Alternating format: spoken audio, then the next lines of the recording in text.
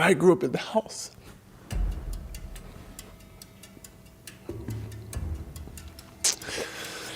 With the greatest women's basketball player ever. I'll go to my grave on that. Because y'all don't understand how good and how talented she was and is as a person. Are you the greatest No. women's basketball player No. of all time? No. Bye. No. Respectfully, girl, bye. No. It's okay. No. You know what? To be honest, I'm one of many. Yeah, that's cool. I'm just serious. That ain't what we believe, though. Well, it's debatable. Depending on who you ask, it's debatable. But I've been fortunate to play with great coaches, great players, and be in the right spot at the right time. Period. I can't believe you just did that to me. Though. You didn't just say, "Yeah, I'm her." Period. I can't. One scene from the 2024 WNBA All-Star Weekend sent shockwaves through the basketball community and is still being discussed today. It perfectly captured how far women's basketball has come and where it's headed next. The moment featured Cheryl Miller, one of the game's most legendary figures, standing courtside and coaching Caitlin Clark, the college phenom who tore through scoring records with ease. In the now viral video, Clark watches Miller with pure admiration, like she's looking at someone who helped lay the foundation of the sport itself. Miller returns the look with a powerful blend of pride, empathy, and the quiet confidence of someone who understands that kind of pressure firsthand. But here's what made it even more meaningful. This wasn't their first encounter. They had crossed paths before, and during that earlier meeting, Miller offered Clark advice that went far beyond shooting form or game strategy.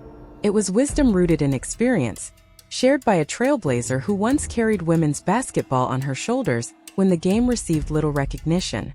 So what did the dominant icon of the 1980s say to the modern superstar, who brought women's hoops into millions of homes in 2024? And why did those words resonate so deeply that Clark later admitted Miller was finally someone who truly stood in her corner? And he goes, no, he's like, Dean, how many points did you have? I said,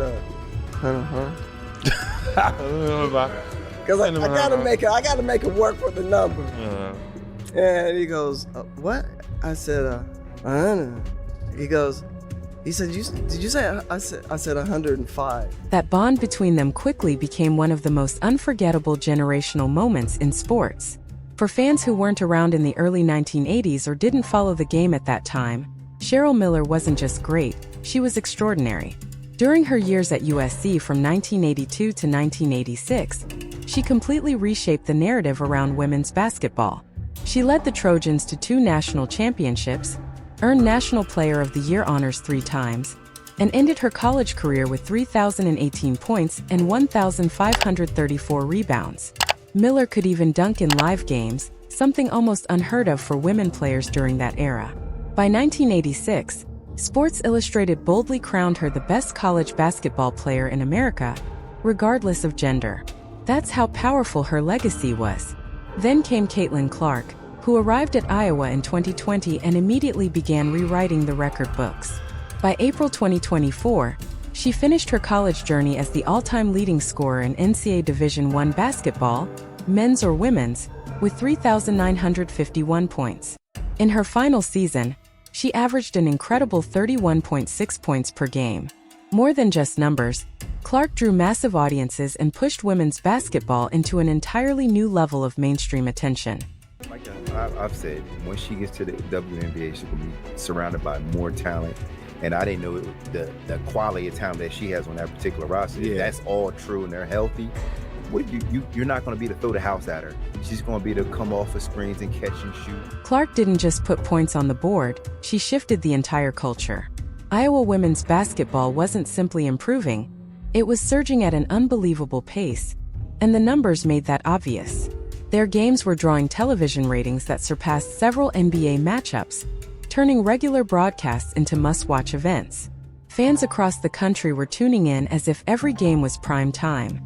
When Caitlin Clark took the court for her final national championship game against South Carolina, close to 19 million viewers were watching, leaving networks and audiences stunned as history unfolded in real time. Clark's rise to national fame wasn't only about scoring totals. It was about the energy she brought, the momentum she created, and the level of attention women's basketball had never experienced before. And this is where the story deepens. Two stars from completely different eras became linked through that surge. Cheryl Miller and Caitlin Clark. Despite nearly 4 decades between them, both carried a spotlight that felt like both an honor and a heavy responsibility. Their first meaningful meeting didn't happen inside a noisy gym or during a practice session. It took place in 2023 at the Honda Awards ceremony in Los Angeles. Clark had just been awarded the Honda Cup, the highest honor given to the top female collegiate athlete across all sports. She earned it after an unreal junior season, leading Iowa to the national title game, scoring more than 1,000 points, and forcing the entire country to stop scrolling and start watching. Her ascent wasn't subtle. It was explosive, magnetic, and impossible to overlook. Cheryl Miller was also in attendance. And rather than remaining on the sidelines as a legend applauding from afar, she stepped directly toward Clark and turned that moment into something far more meaningful. She's not like your 6'6", 6'5", which gives her a height advantage, a length advantage. So it has to be here. It has to be here. Because I've never seen someone offensively rebound. Months later, during an appearance on the Breakthrough Chronicles podcast, Miller opened up about exactly what she told Clark during that exchange. And her message had nothing to do with mechanics, shot selection, or playing harder. It was deeply personal. Miller said she gave Clark one piece of advice above all else as she entered her senior season. Enjoy the game despite all the noise, and always find a place of calm for yourself. There was no hype and no overcomplication. The words were simple, but they carried immense weight because of who they came from and the experiences behind them. This wasn't a standard motivational speech. It was reassurance mixed with a quiet warning. Miller explained that the crown Clark was wearing was incredibly heavy, and the truth was Clark never placed it on her own head. It was put there by everyone else. That perspective mattered because Miller knew firsthand what it meant to be thrust into the spotlight without asking for it. In the 1980s, she lived under that same pressure, where every move was analyzed, criticized, or praised as if it represented the entire future of the sport. When Miller looked at Clark, she didn't just see talent. She saw someone stepping into the same intense pressure cooker she once survived. She understood Clark would face relentless expectations, endless debates, and the feeling that every performance carried the weight of women's basketball itself. That's why Miller's words stayed with Clark. They came from someone who had already walked through that fire. Miller remembered how the spotlight sometimes stripped away the joy from her own journey, and she didn't want Clark falling into that same cycle, just as her career was taking flight. Her advice came from real battle scars, not distant observation.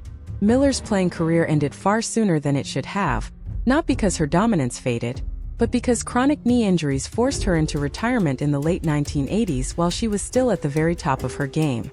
That's what I'm talking about, because they know. They know. And we certainly have come a long way.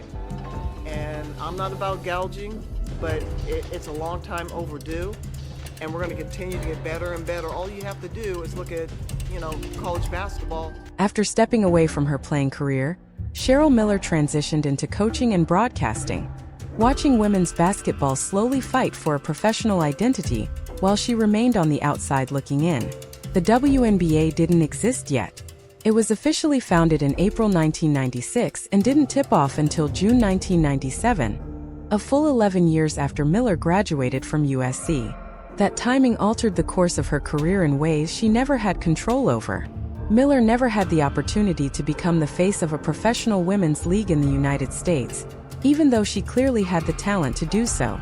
She never played in sold-out American arenas as a pro, never experienced a 10 or 15-year professional career with fans chanting her name, and never saw her jersey hanging in stores the way NBA stars did. That stage simply hadn't been built yet, no matter how dominant she was.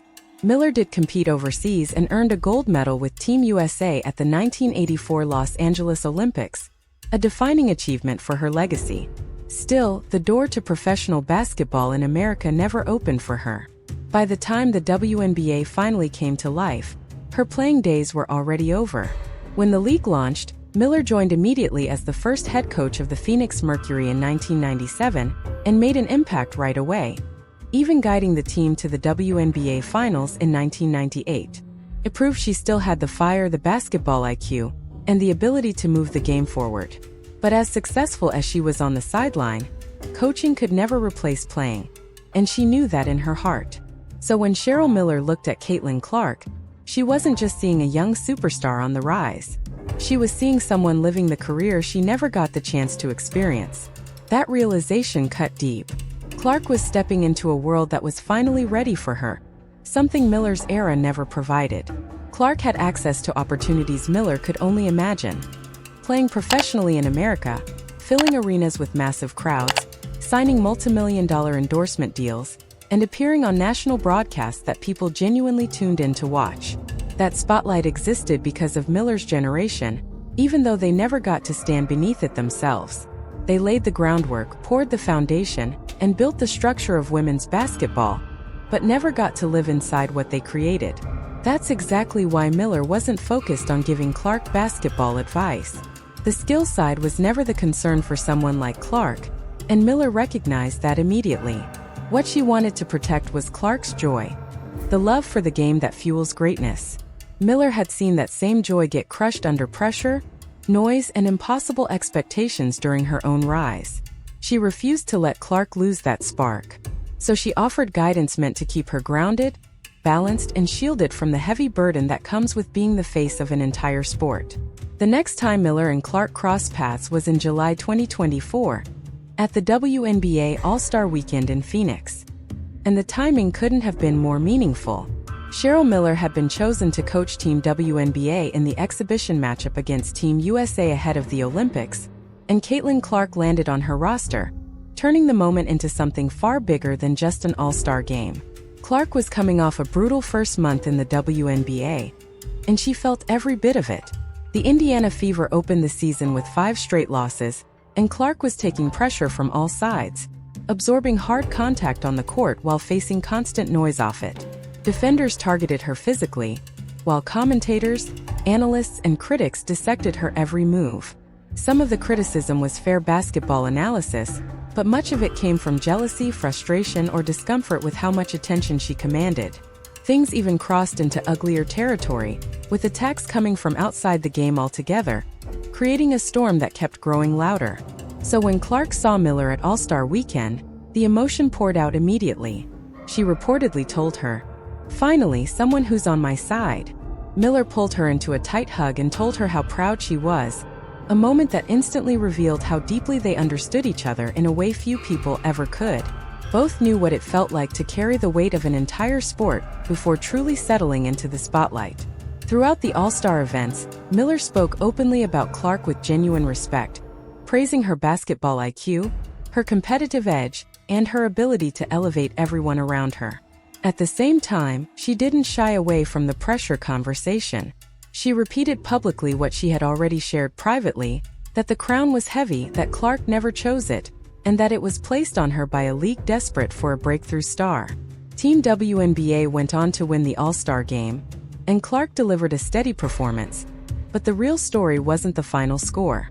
It was the image of Cheryl Miller coaching her, guiding her and steadying her, almost like one legend passing the torch to the next on national television.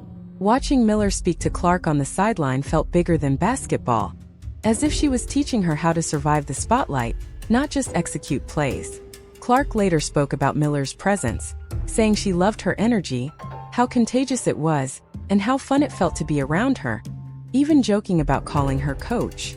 One of the best that's ever played the game, so I've known Cheryl for a little while now. I think her energy, that's what I love about her. Like, it's just contagious, and it's fun. Like, I called her coach and she was like, "I don't know about that yet. You'll have to see how I do during the game." So. But their connection had already reached another powerful moment earlier in May 2024. At that time, the Fever were still winless, the schedule was unforgiving, chemistry was shaky, and Clark was adjusting to the physical reality of the professional game faster and harder than expected. Then May 24th arrived, and everything shifted when Indiana defeated the Los Angeles Sparks 78-73, earning Clark her first WNBA victory. It wasn't just a win, it was a much-needed release during an overwhelming stretch. And once again, Cheryl Miller was there. After the game, Miller sought Clark out to congratulate her and later shared what she told her in that quiet hallway moment. Savor this feeling, use it as a blueprint, and no matter what happens, keep being yourself. Keep being you. That phrase kept resurfacing in every story connected to the two of them, almost as if Miller was planting it deep inside Clark's mindset. Keep being you became the core of everything Miller tried to pass on. Her goal was for Clark to stay grounded, stay authentic, and stay true to herself no matter how loud the world became around her. Miller understood better than most how pressure can twist a player's confidence, how constant criticism can cause someone to dull their own edge, and how expectations can slowly drain the joy that made you fall in love with the game in the first place. She refused to let that happen to Clark. To Miller, that first WNBA win wasn't just about ending a losing streak. It was confirmation that Clark could handle the leap, that she belonged at this level, and that the professional game wasn't going to crush her spirit. Miller wanted Clark to fully absorb that moment and store it away, something she could return to whenever the weight started feeling heavy again. Their bond continued to highlight something powerful about women's basketball, a legend helping a rising star protect the fire that fuels greatness. What connects Cheryl Miller and Caitlin Clark isn't just a simple exchange between an icon and a young superstar. It's a true generational bridge built on hard-earned lessons, old scars, and wisdom forged through struggle.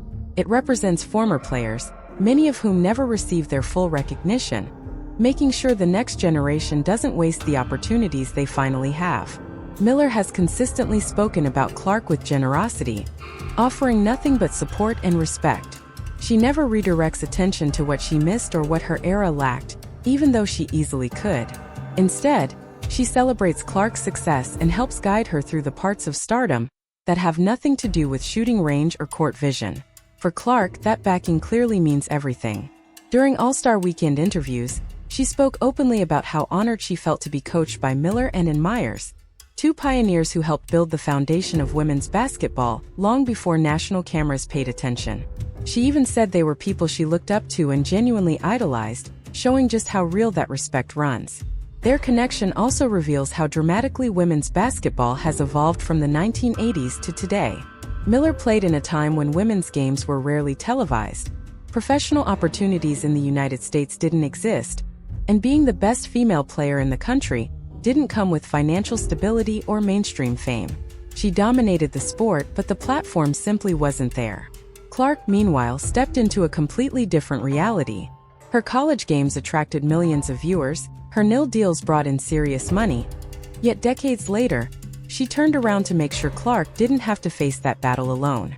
And Clark, despite the lights, the attention, and the constant noise surrounding her, listens with genuine respect because she knows Miller isn't speaking in theory, she's speaking from lived experience. That's what makes their connection so powerful. It represents something bigger than statistics, records, or trophies. It shows how the game survives when one generation refuses to let the next one collapse under the same weight it once carried. It reminds us that greatness isn't built only on the court. It's passed down, protected, and taught by those who endured the storm. And now, as Clark steps further into the spotlight and the next wave of young players watches her every move, you can already feel the influence spreading and the next chapter taking shape. Because if Clark learned anything from Miller, it's to stay real, stay grounded, and stay true to herself no matter how loud the world becomes. And if you want to stay ahead of every twist in stories like this, from rivalries to behind-the-scenes moments and the truths cameras don't always capture, stay connected with Courtside Leaks, where the real stories of the basketball world never stay hidden for long.